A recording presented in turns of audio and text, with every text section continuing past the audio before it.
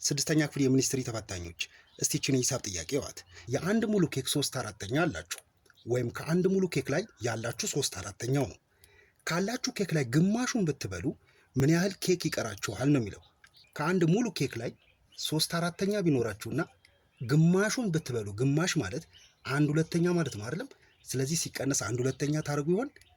እንደዛ ካረጋችሁ ስህተት ነው። እንዴት እንደምሰራው እዩ። ያላችሁ ኬክ 3/4 ነው።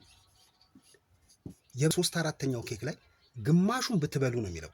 የ3/4 ግማሽ ነው የምትቀንሱት ማለት ነው። ሲቀነስ የ3/4 ግማሽ ትፈልጋላችሁ ማለት ነው።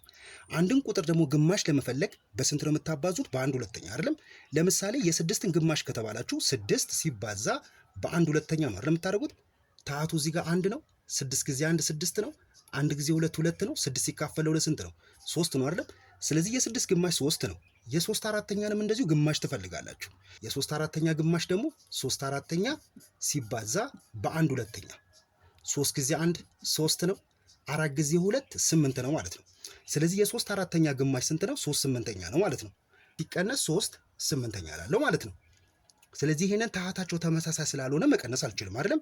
ስለዚህ ይሄንን ክሪስ ክሮስ ማድረግ ይቻላል፣ ወይም ደግሞ እችን 4 8 እንድትመጣ ማድረግ ማለት ነው። ይሄኛውን 4 8 እንድትመጣ በ2 ይሄኛውን በ2 ካበዛው ይሄኛውንም በ2 2 ጊዜ 3 6 ይሆናል። 2 ጊዜ 4 ደግሞ 8 ይሆናል። ሲቀነስ 3/8።